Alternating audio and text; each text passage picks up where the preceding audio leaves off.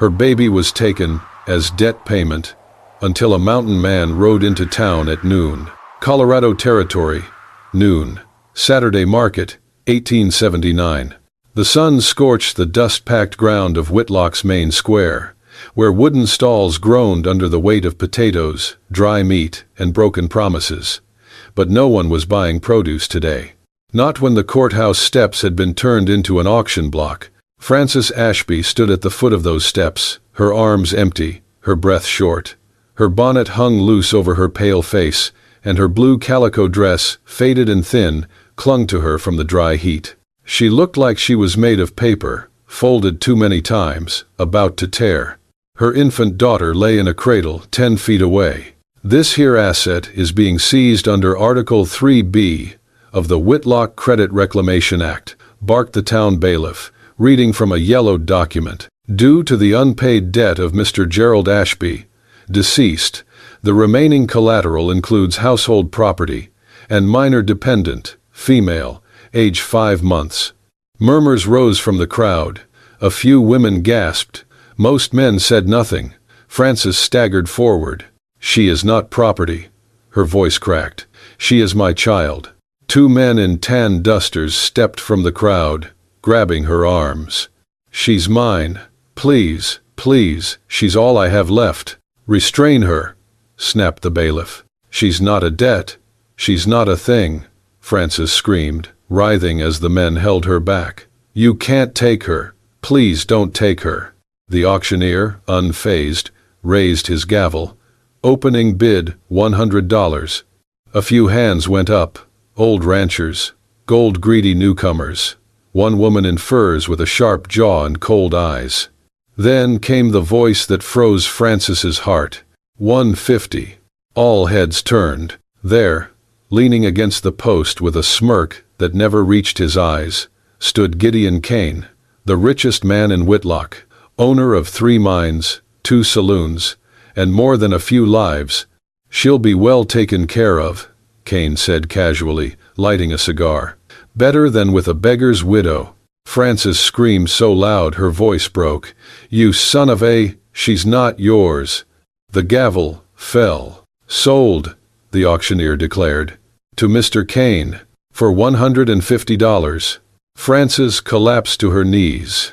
Kane stepped forward, slowly, savoring the moment. He reached for the cradle, and then they heard it.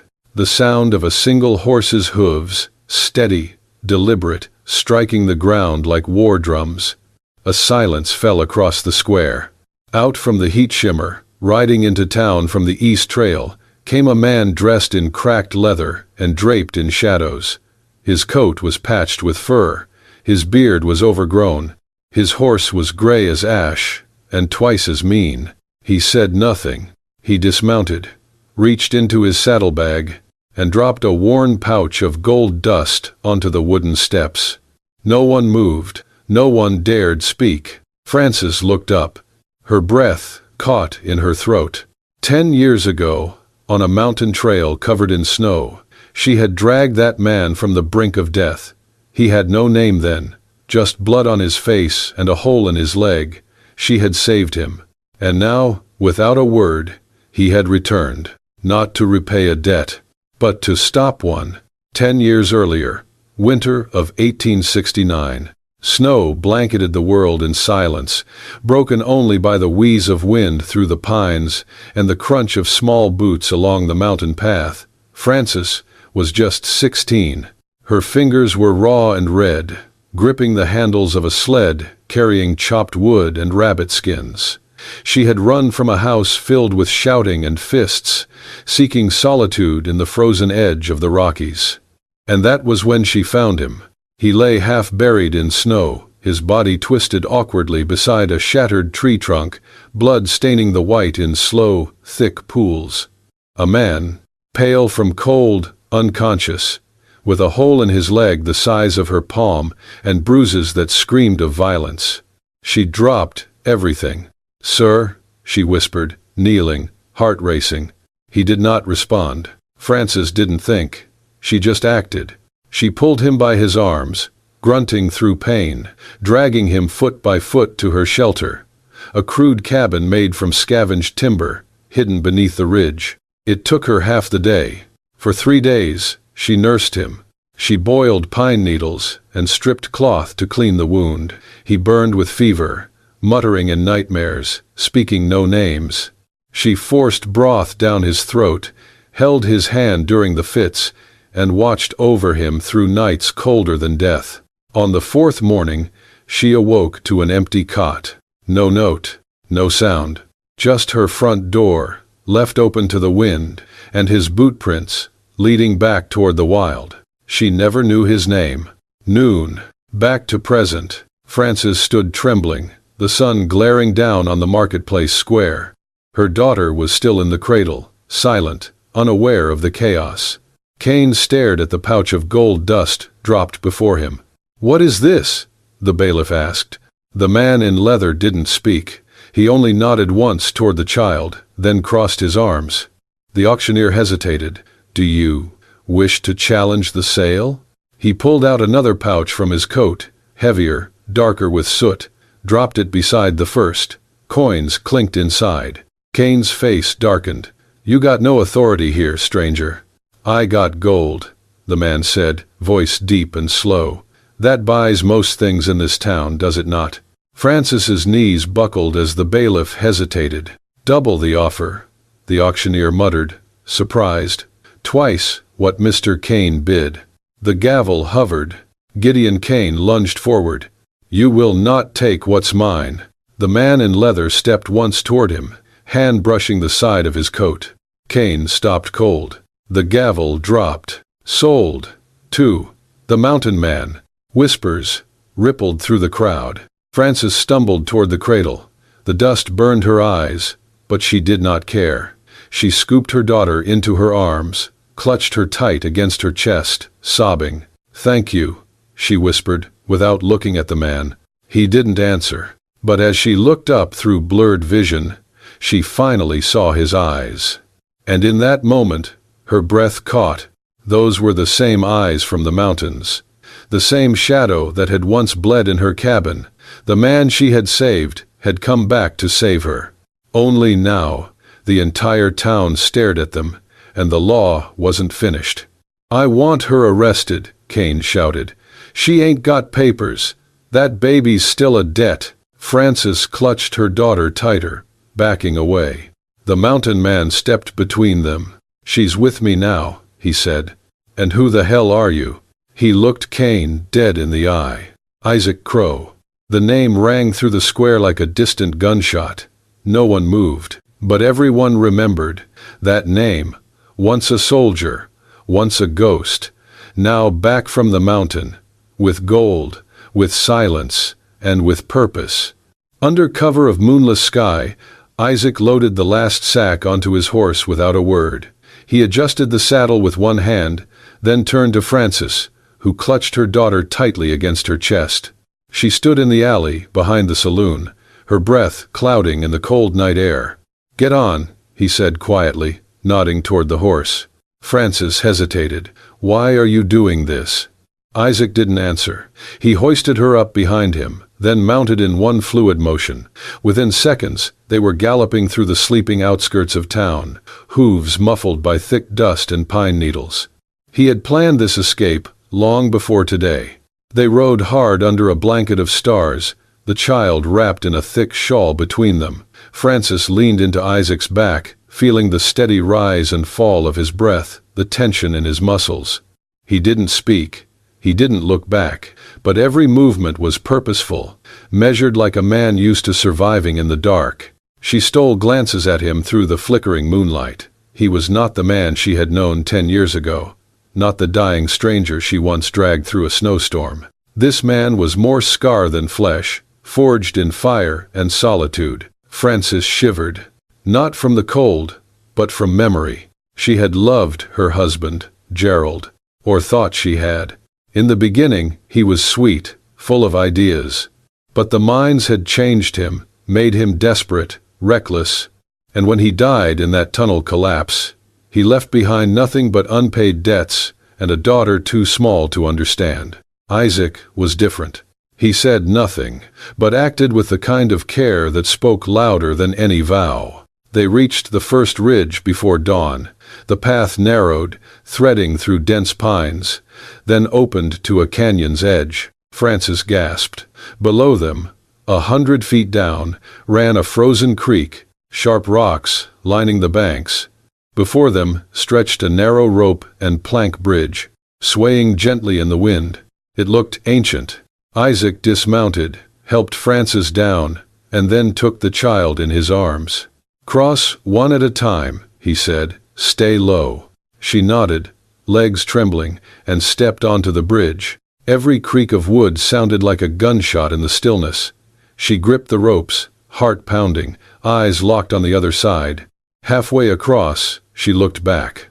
Isaac was scanning the ridge. Then they heard it, distant, growing louder. Hooves.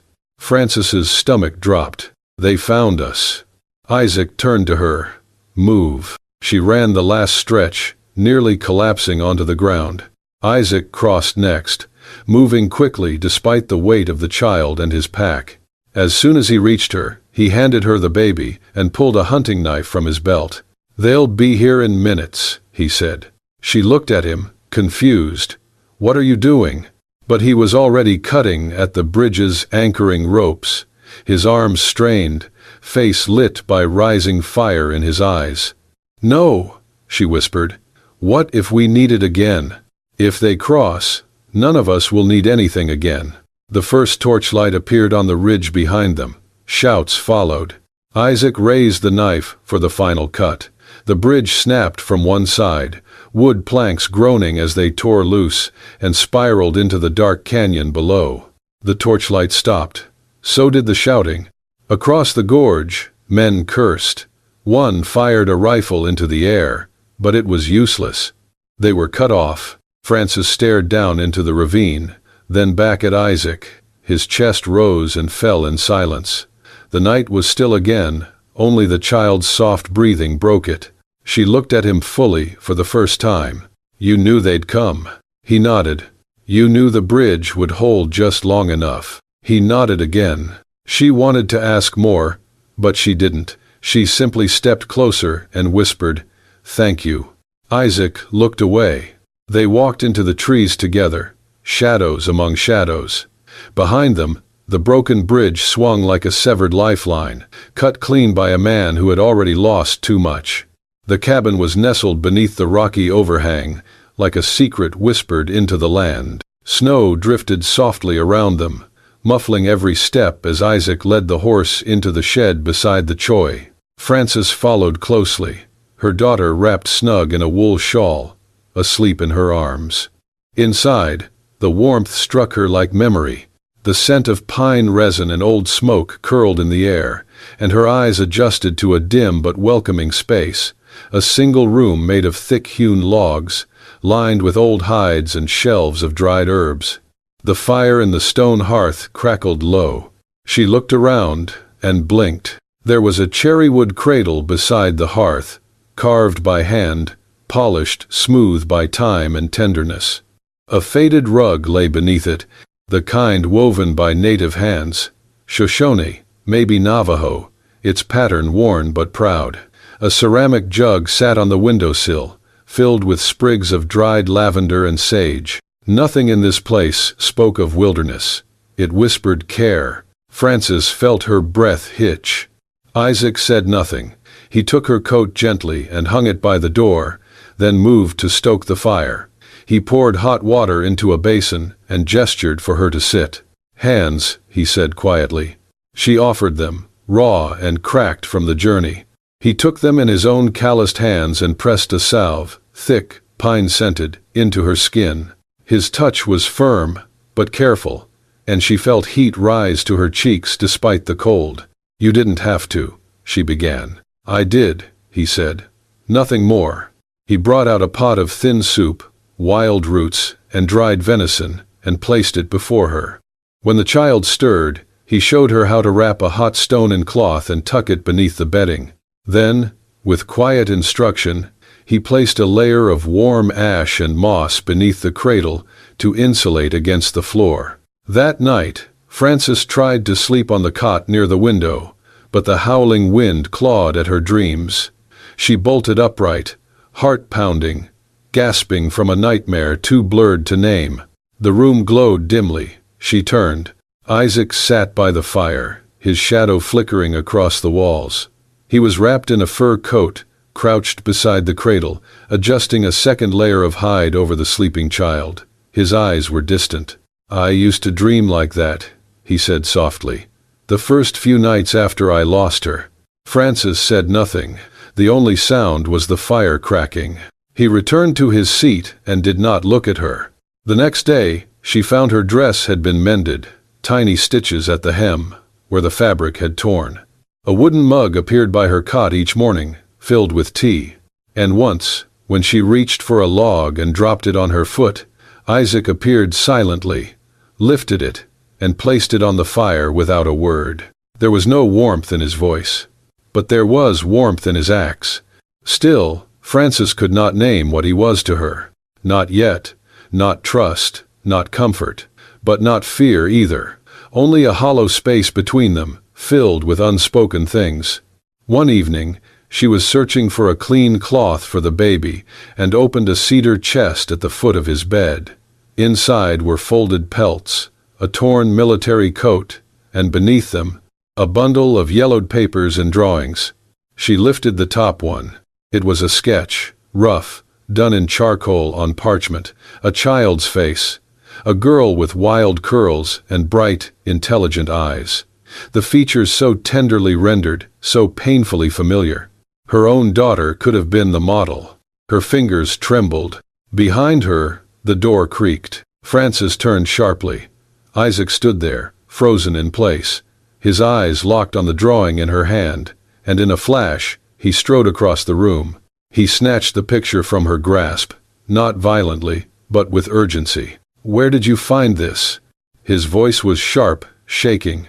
I was looking for cloth. I didn't mean to." He turned away from her. His shoulders were rigid. "I said not to touch my things.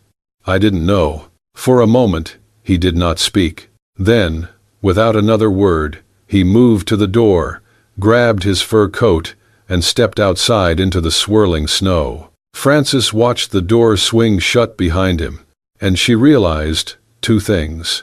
The girl in the picture was not just a memory, and Isaac Crow had never stopped looking for her. Frances had not slept. She had watched the fire die down to embers, listened to the wind scream outside, and held her child close through the night. Her thoughts churned, images of the sketch, the anguish in Isaac's face, the silence that fell like a wall between them. When the sky began to pale with the first hint of morning, she wrapped herself in a shawl and stepped outside. She found him at the edge of the cliff behind the cabin, sitting on a fallen log, overlooking the vast, white-stained valley below. His coat was dusted with snow. In his hands, he held a small knife, old, worn, the blade catching what little light filtered through the clouds. Frances approached slowly, her boots crunching softly in the snow. He did not turn, but she knew he had heard her. She sat beside him in silence for a while. Then, carefully, she reached into her pocket and pulled out the drawing she had found. She laid it gently across his knee. "I'm sorry," she said, "but if you want me to trust you, I need to know the truth." His fingers closed around the paper, knuckles white. The silence that followed was long, hollowed out by pain. When he finally spoke, his voice was rough, like rocks scraping the bottom of a dry well. "Her name was Ahsoka," he said. "Shoshone. Strong, smarter than I ever was. She saved my life during the war, and I married her before the ink was even dry on my discharge papers." He paused, eyes fixed on the horizon. "We built a life, not much of one, just a canvas tent and a patch of land near the river. But it was ours. Then Naya came along. Curly hair, fierce spirit. She was only 2 when the soldiers came. Frances didn't breathe. They accused her tribe of harboring Confederates, called her a spy's wife, said our child wasn't fit to be raised in savage hands." His jaw tightened. I was away, doing odd jobs down south. Came back to ash and bones. They burned the camp, took Naya. I tried to find her, but they were waiting. Broke my leg, left me to die. Francis whispered, "But you didn't." Isaac nodded once. "No, but something in me did. I spent a year dragging myself across the land on a splint. By the time I got back on my feet, she was gone. No name, no records, just gone." He looked down at the knife. "All I had left was this. Ahsoka gave it to me on the day Naya was born." Francis wiped at her eyes, unable to stop the tears now. "I'm so sorry." He turned his head, studied her face for a long moment. "You asked why I helped you that day in the market." She nodded. He exhaled. "Because I saw you fighting for her, the same way I couldn't fight for mine." She reached out slowly, hesitant. Her hand found his. He didn't pull away. "I'll go with you," she said softly, "to find her." Isaac blinked. "You've got your own baby to protect." Francis looked back toward the cabin. "Exactly. If they did this to you, they'll do it again. To others. To her." She turned back to him, voice steady now. "I'm not just doing this for your daughter. I'm doing it for mine." For a moment, something shifted in his face, like ice melting beneath the surface. His shoulders, always stiff and braced, eased slightly. His grip on the knife loosened. He nodded. "Then we go together." Francis stood, brushing snow from her skirt. Isaac followed. As they walked back toward the cabin, the wind picked up, but it felt different now, like a call instead of a warning. This time, they did not walk apart. This time, they walked side by side. Francis stood in the doorway of the cabin as the wind howled against the mountain. Isaac was inside, wrapping their daughter in a shawl made of buffalo hide. The decision had already been made. There was no more waiting, no more wondering. The past was calling them back to Whitlock. They traveled as merchants. Francis wore a faded green bonnet, her hands smudged with soot and dye from a forged trade license Isaac had bargained for with an old contact. Isaac kept his head down beneath a wide hat, his hair tied back in a way that obscured his face. The baby, now safely tucked in the care of a Shoshone elder Isaac once called brother, was left behind with promises of safety and return. Whitlock looked no different than when they'd left it. Same crooked buildings, same courthouse looming like a vulture over the square. But now, every step they took felt like stepping onto broken glass. Their target was the Whitlock Children's Asylum, or so the sign read in peeling white paint. A squat brick building at the edge of town, where rumors whispered of native-born children being brought for salvation. Inside, they found rows of bunks, a sour smell of mold and lye, and a dozen children too quiet for their age. A girl swept the far end of the hall, head down, arms thin but sure in movement. She looked up once, and Francis's breath caught. Skin the color of sun-warmed earth, hair thick and curled around her temples, eyes like Isaac's. But it was the mark that sealed it. As the girl bent to lift a crate, her braid shifted, and Francis saw it behind her left ear, a crescent-shaped birthmark, faint but undeniable. Isaac froze. Francis stepped forward. "Excuse me," she said gently. The girl looked up, wary. "Yes, ma'am? What's your name?" "Lena. Do you remember where you came from?" The girl shrugged. "They say I was left on the steps when I was little. I don't remember much before this place." Francis nodded slowly. Her voice trembled. "Do you have anything from then? Anything you've kept?" Lena hesitated. "Maybe." Before she could say more, the door to the hallway banged open. "Hold it right there." Gideon Kane's voice was unmistakable. He stepped inside, flanked by two armed men. Isaac pushed Francis behind him, but it was too late. "That's him," Kane growled. "That's the bastard who stole from my mine and tried to kill my men." "Those are lies," Francis snapped. "You forged." "I said take him." The guards descended. Isaac fought hard, 2 punches thrown, 1 man knocked down, but the third cracked him in the ribs with a rifle butt. He fell to the floor, grunting in pain. "Get him to the jail," Cain ordered. "He hangs in 3 days." Frances reached out, but Cain blocked her. "Careful, widow. You've already played your last card." That night, Frances returned to the edge of town. She waited until dark, then slipped into the orphanage's back lot. Lena was there. Frances didn't waste time. She pulled out the sketch Isaac had drawn, the one she had found in his chest. She handed it to the girl. "That's you," Frances whispered. "That's the girl he's been searching for. That's Naya." Lena stared at the drawing. "But how can you know?" "Because I've seen that mark behind your ear. Because your real name was taken from you. And because that man, the one they're going to hang, risked his life to save my daughter. Just like he tried to save you." Lena's hands shook. She said nothing, just took the drawing and ran. In her bunk that night, Lena dug through her small wooden chest. At the very bottom, under her oldest dress, was a tiny bundle wrapped in deer hide. She had never known why she kept it. Inside was a carved bone charm, the shape of a crescent moon, a symbol she'd always felt drawn to, though no one at the orphanage had ever explained it. She turned it over and over in her hand, and for the first time in her life, something inside her said, "Go back, find him, and bring the truth to light." The gallows had been rebuilt overnight, fresh rope, tighter knot, taller platform. Whitlock Square was packed by sunrise. Townsfolk called in like cattle for a show they didn't know they'd regret watching. Isaac stood with hands bound, blood dried at the corner of his mouth, a bruise blossoming across his temple. 2 guards flanked him, rifles in hand.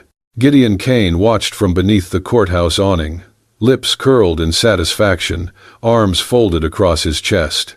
Behind the crowd, Frances moved through the alleyways like a ghost, cloak drawn tight, heart hammering. Lena was already in place. They had spent the night gathering support. Whispers passed in taverns, homes, back alleys. People who had once lost their land to Cain's legal traps. Families whose children had vanished into state care. Minors driven to drink or death by debts that should never have existed. Lena had found one man who had once worked in the courthouse, an old clerk named Merritt, half-blind but still sharp. It was he who had handed Lena the original documents. "Your husband's signature," he had rasped, pointing with a shaking finger. "It's forged. I remember that day. Cain threatened to have me arrested if I said anything." Now, Frances held that paper in her hand like a weapon sharper than any gun. The crowd was restless as the hangman adjusted the noose. Cain stepped forward. "For crimes of sedition, destruction of property, and attempted murder, this man, Isaac Crow, is to be hanged until dead." Frances stepped forward from the crowd. "Stop!" Heads turned. She climbed the steps of the gallows, breath ragged, holding the paper aloft. "I have proof. This man isn't the criminal. Gideon Cain is." Cain's face darkened. "Remove her." But she didn't flinch. She faced the crowd and held the document high. "This is the original debt contract. My husband never signed it. This was a forgery, used to take our home, our child." Gasps spread like wildfire. Frances turned to face the crowd. "And mine is not the only family he's destroyed." "She's lying," Cain snapped. "A woman desperate to protect a criminal." "Then explain this," Lena's voice rang out. She stood on the balcony of the sheriff's office, rifle in her hands, eyes locked on the stage. Cain turned, startled. Lena shouted, "He took me when I was 2, stole me from my family, told me I was an orphan, but I found the truth. You made me forget who I was." "You little," Cain barked. He grabbed a revolver from one of his men and raised it toward Frances. Everything stopped. Then Lena pulled the trigger. The shot cracked through the square. Cain's man screamed, dropping his weapon as the bullet tore through his wrist. The revolver clattered to the wood. Chaos erupted. Isaac moved. He swung his bound arms up and drove his elbow into the guard's throat, then swept the second man's legs out from under him. The crowd began to shout. Some ran, others surged forward. Frances ducked, covering her daughter with her body. Isaac ripped the rope from his wrists, grabbed a dropped rifle, and stood tall. Cain tried to run, but the townspeople blocked his path. Miners, mothers, old men, and boys, those he had cheated, abandoned, stolen from, closed in. "Try him," someone yelled. "Hold him for trial. No more hiding." Cain was dragged down from the steps, screaming curses, struggling like a trapped dog. The noose he had built now swung behind him, empty. Frances looked to Isaac, who stood above her, blood dripping from his brow, rifle in hand. But his eyes were not on Cain. They were on her, on the child in her arms. Lena descended from the balcony, rifle still smoking, face pale but resolute. Justice had found its voice, and it had not come from the powerful, but from the forgotten. 1 month later, winter had softened its grip on the mountains. Snow no longer clawed at the door of the cabin. It melted into streams that whispered through the trees, feeding the soil, carving new paths between stone and root. The air was brisk but forgiving. From the clearing outside the cabin, birdsong returned like a long-lost promise. Isaac stood atop a wooden beam, hammer in hand, adjusting a new section of roof. Not patchwork this time, something built to last. Below him, Frances knelt near a clay oven nestled into the earth, gently pulling out her first loaf of bread. The crust browned perfectly. She smiled, brushing flour from her cheek. Near the tree line, Lina sat cross-legged beside the little girl, now strong enough to crawl across blankets and tug at wildflowers. The teen spoke softly in Shoshone, guiding the child's chubby fingers to place smooth stones in a spiral pattern. "It means protection," Lena explained. "Circles keep the bad spirits away." Frances watched them from a distance. Her daughter giggled, freely now, without fear, and Lena laughed too, her voice lighter than it had ever been in the orphanage. For the first time, Frances didn't see the girl who had been stolen. She saw someone becoming whole. Later that evening, as the sky burned orange behind the ridge, Isaac came down from the roof, dusting sawdust from his shoulders. Frances was gathering kindling. Their paths met near the cabin's porch. Neither spoke. He offered her a cup of warm tea. She took it, their fingers brushing for the briefest moment. Then she reached for his hand, and this time, didn't let go. "I never got to say thank you," she said. "You already did," he replied, eyes holding hers. "When you stayed." A long silence passed. The wind curled around them like breath. Frances leaned forward and pressed her lips to his. Gentle, certain, a kiss not born from desperation, but from understanding, from survival, from the long road that had brought them here. He kissed her back. When they pulled apart, neither smiled, but neither needed to. Their silence held everything. Inside the cabin, the fire crackled warmly. A framed photograph hung above the mantel, taken by a passing traveler weeks ago. It showed the four of them standing in front of the rebuilt cabin, Frances holding her daughter, Lena beside her, Isaac behind them, one hand resting on Frances's shoulder, the other on Lena's. In charcoal, someone had etched a single word beneath it: family. The little girl now called Frances Mama. And when Lena had first whispered, Papa, to Isaac, it had taken him an hour to speak again. Above the hearth, Frances had carved something into the wood herself, late one night. A phrase she had once heard Isaac mumble in a dream. "There are children born into war, but raised in love, stronger than law." Because in the end, blood hadn't made them a family. Choice had. Thank you for riding with us through the dust, danger, and devotion of this tale. If this story of love lost and found in the wild has moved your heart, then don't let it end here. Hit that like button, drop a comment with your favorite moment, and subscribe to Wild West Love Stories for more unforgettable romances from the untamed frontier. Because out here, where the law failed, love endured. Turn on notifications so you never miss the next tale, where bullets missed, but hearts didn't.